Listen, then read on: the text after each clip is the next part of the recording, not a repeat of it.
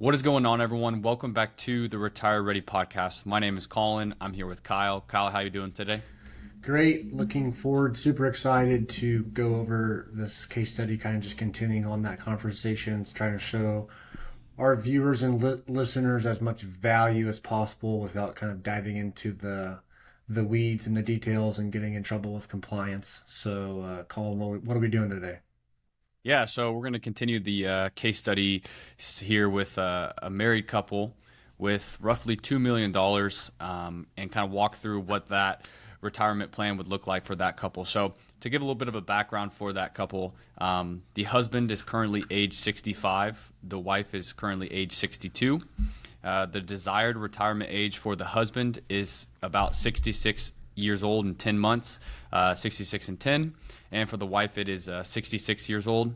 The current income for this couple is the husband $120,000 a year. That's his base salary. He has some bonuses on top of that. And for the wife, it is $45,000 a year.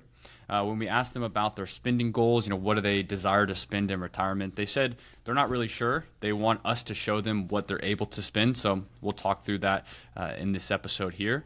And then, like I mentioned at the beginning, currently they have about $2 million in assets, 1.8 million of that, so majority of that is in tax deferred money, with about $200,000 in taxable. Kyle, you want to bring more clarity for this couple?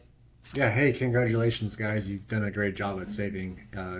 Definitely very good accumulators. Looks like you've been living within your means, within lifestyle, doing a great job saving. You kind of told me here their primary concerns were the following, like how to maximize Social Security.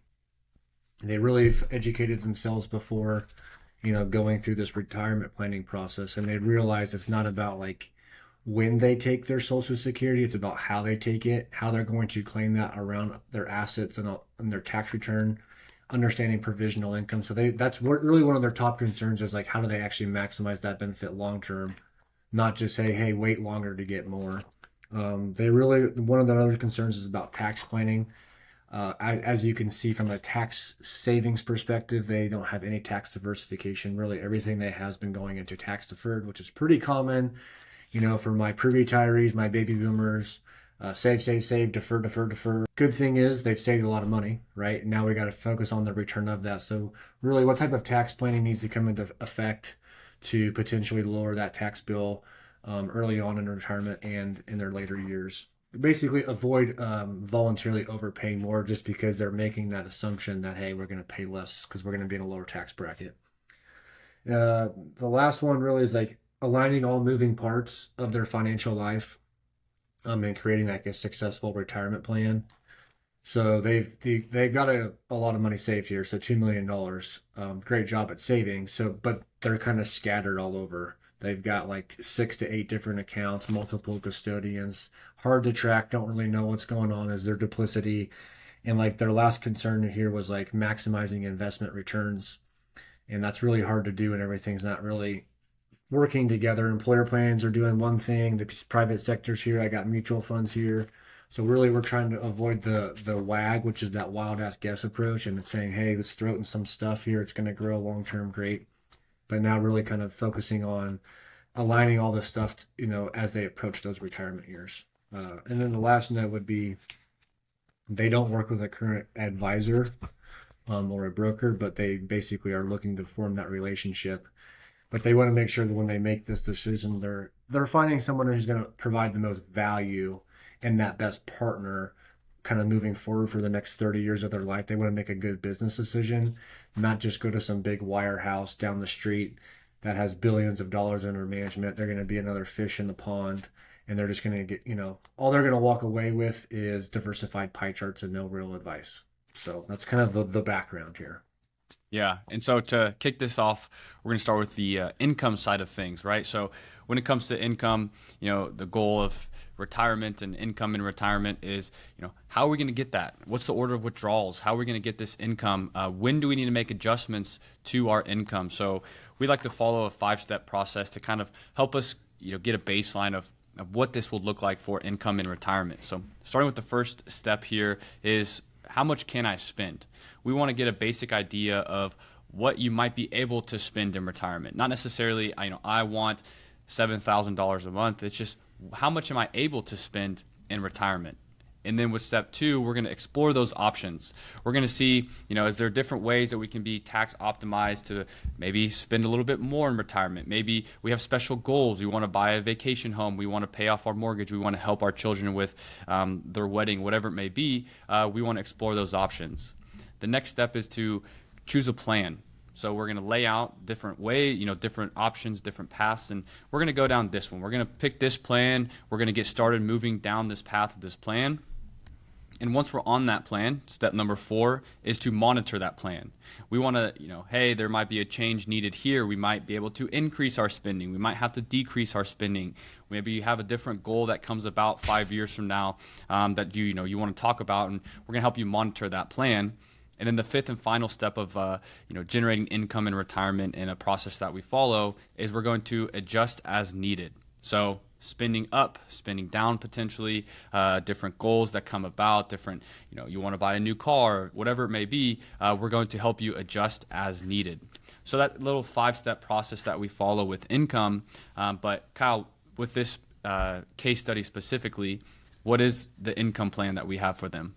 Yeah, so just from a retirement planning perspective, what we're not going to do, which everybody else does, is take everybody's financial data, plug it into a software, and the software is going to spit out a bunch of success rates and probabilities and when to take Social Security, which is great. You kind of have to have that information. But what we're going to do is really take a household's resources, kind of what they have. That's the stuff that's going to move the needle, the investments, pensions, cash flow, savings, all that fun stuff. And then basically what we're going to do is take those resources and plug it in. And basically my job is to show you multiple scenarios and really say, hey, this is probably what I would not do. Let's avoid going down this path of like underspending, overpaying on taxes, keeping you up at night with stock market returns up and down, and then really laying out some scenarios where there's a bunch of options you can choose from, but kind of just picking the one and then like holding your hand and making you like also accountable to kind of like stick to the financial plan. So like, for instance, like their income plan basically said they can safely afford to spend around $9,000 to $10,000 after tax at retirement. And that's way over the amount, not way over, but it's more than what they were wanting to cover their essential spending. So about $9,000 to $10,000 after tax. As far as Social Security goes, that was one of their biggest concerns, as like how to maximize that. So we basically narrowed this down to say husband and wife will be claiming Social Security at the exact same time. One spouse would be 68 and 7, and the other spouse would be 66. That's how to claim it. How to claim it around your other assets. That's also when to claim. And then as far as their primary order of withdrawal strategies, since they do have a tax-deferred problem, we will be spending some tax-deferred IRAs, 401ks, pre-tax money first before going on Social Security. And then our goal is we would spend Roth last. And then the secondary order of withdrawal strategy, which we talk about a lot, is saying we need to have backup plans to say, hey, what happens if I retire and the markets go down? What happens if I retire and tax rates go up? So basically what would happen is we would flip that. We would spend their taxable money first, okay, like long-term capital gains, cash. Then we would actually move up that Social Security claiming strategy earlier and start spending some Roth, because our goal early on in this fragile decade is to avoid spending more shit. We don't want to sell more shares early in retirement at a loss just to get that same amount of income. So some stuff would flip. And really, we wouldn't be touching that tax-deferred account, because if they did need $10,000 net, we got to sell $13,000, which wouldn't make sense from an investment perspective, because that's going to be hard to recover back from. So that's kind of summarizing the income plan there. Yeah, and then moving into some tax talk, what's the plan with the tax side of things? Yeah, so again, there's more to it than just this. We're just giving like a 30,000-foot view. Like, obviously, we're going to be diving through the weeds and showing people numbers and comparisons so they can make decisions in their best interest. But from a tax planning perspective, like proactive Roth conversions would save this household 6 figures long term if they did live to their life expectancy. So basically, if I come in here and take a look at this, it's just basically saying doing nothing and kind of just spending from like taxable money first. We call this like conventional wisdom, is like spend taxable money first, then spend your tax deferred, and then spend your tax free money like last. If they kind of live to their life expectancies, like their ballpark estimated tax bill is going to be about $1.2 million in federal taxes paid. They won't run out of money. They're just going to more than likely like overpay their fair share and underspend in retirement. And so if we kind of incorporate some tax planning strategies to kind of take advantage of paying more taxes now to lower that tax rate long term, doing something to like fill up that 24% bracket or even going up into the 32% bracket is going to save them around $500,000 in federal taxes long term. So basically, we're going to look at incorporating something like that. Like right now, they are in the 22% marginal bracket. So just even on that, they got about $58,000 of room to start doing some stuff. So their target goals from a long-term perspective is like where we're trying to get to by 2030 is, again, tax planning does take time. It's not instant gratification. So we would be doing like Roth conversions while they're working early in retirement. Even right when they take their Social Security, we're still doing it to create better tax diversification. And our goal is to get about $40,000 per year showing up as IRA distributions on that tax return, and then $40,000 of tax-free income from Roths by like 2030 is the target. If we're able to do that, of their Social Security, which is about $64,000 per year, about 30,000 of that would be taxable. So we got over half their Social Security tax free, and then their effective federal rate would be around like 6% moving forward. So we're going to raise it up front to lower it long term to help reduce Social Security tax and investment taxes. And that really some of their concerns is like we're trying to avoid that RMD trap. We're trying to avoid IRMA trap on Medicare. So that really would summarize like that the tax plan without going into the weeds there, Colin. Yeah, and then you kind of mentioned this a few times in there with investments.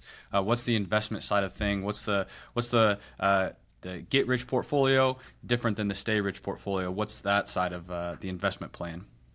Yeah, so it's really important to like do all this planning first before we start talking investments. Most people do it backwards. They're gonna do investments first and then maybe do planning last second. So we kind of have these plans in place, and once we kind of like implement and like pick a plan, we know what our engine and assets need to do. So like their investments needed to do 6.0% net returns for their retirement plan to work pre-retirement and post-retirement. So that would kind of just summarize that, and to best address like sequence of returns risk before retirement, and like basically saying, you know, 25% of the time there's going to be like a bear market, right? So what we're saying is if the market was to drop before their target dates or even after their target dates, they would look to kind of solve for that issue. They're going to have about 3 years of portfolio income in like laddered U.S. Treasuries. So it'd be something like 1 to 3 year U.S. Treasuries, 3 to 12, and then like 1 to 5 years. So some stuff that's more stable, because as we're sitting today, we are almost fully funded for retirement, and we don't need to take on additional risk of like owning alt stocks or owning like long-term bonds. So we would have 3 years of portfolio income set aside in like U.S. Treasuries, and then everything else would be in stocks. And that would basically set them up for early retirement. If markets were to decline, you got a bad sequence. So that's from an investment perspective how that would work. So going back to the income side of things, what does their portfolio, values have to maybe increase to allow for more spending, or fall down to have a decrease in spending? More, all that to say, what is their income guardrails? Yeah, so if we take a look here, obviously we're going to start doing some Roth conversions in 2024. And again, now we're trying to be better prepared for like bear markets and tax increases. So if tax rates stay the same, great. But if they were to go up, we're prepared. So as far as like adjustments to like portfolio and spending, if their portfolio was like to rise before retirement or in retirement up to about 2.2, like 2.5, they could safely start spending about $11,000 after tax per month. That's not really the lifestyle they're looking for, but they have that flexibility. And the only time they would really have to make an adjustment to their retirement plan, we got to make adjustments to like get them back on track. They would really need their portfolio to fall to $1.3 million. And we would have to cut that income down by about 5 to 10% to kind of get it back with those adjustments. So you can see they have some risk there they can really afford to take on. And that's why it makes sense to set aside 3 years of portfolio income, because they don't need a lot of growth to make adjustments. So they don't need to take on that additional risk of owning 100% stocks, even though like that's probably what they're going to want to do. So that's just walking through a case study of a married couple with about $2 million, real close to retirement. And like I said earlier, remember that when it comes to planning for income and retirement, we follow that 5-step process that starts with, how much can I spend? What does that look like? And then once we have that plan figured out, we decide on this is the route that we want to take. We're always monitoring that plan and we're adjusting as needed. So like Kyle just mentioned with the income side of things, if their portfolio falls to a certain value, we're going to help you adjust for that. If it goes to a certain value and you want to see, increase in your spending, we can adjust as needed for that as well. Kyle, any lasting words with this retirement plan? Yeah, like real financial planning, real retirement planning. Some of these goals and concerns can be addressed like immediately with making some decisions and going through a process. Other goals and concerns take time to get everything lined up before you can get stuff optimized where you see like success. So that's really the big takeaway is like some stuff can be taken care of earlier, but some stuff takes time, and then you got to just stick to the plan. Well, there it is. If you guys have any questions, leave them down in the comments below. If you're listening, reach out to us. All of our links to everything are down in the show notes. But thank you all for listening, and we'll see you in the next episode. Goodbye. You've been listening to Retire Ready with Kyle Hammerschmidt. Planning your retirement starts now. The word retirement shouldn't scare you. Our passion is to be here to help you navigate every step of the way. We hope you've enjoyed the show. If you did, make sure to like, rate, and review. We'll be back soon. But in the meantime, for more education and information, hit up retirereadyacademy.org. And if you're ready to start your retirement planning today, go to our website at mocanwealth.com. Mocan Wealth Management is a registered investment advisor with the state of Kansas and Missouri and may only transact business with residents of those states or residents of other states where otherwise legally permitted, subject to exemption or exclusion from registration requirements. This communication is not intended as an offer or solicitation to buy, hold, or sell any financial instrument or investment advisory services.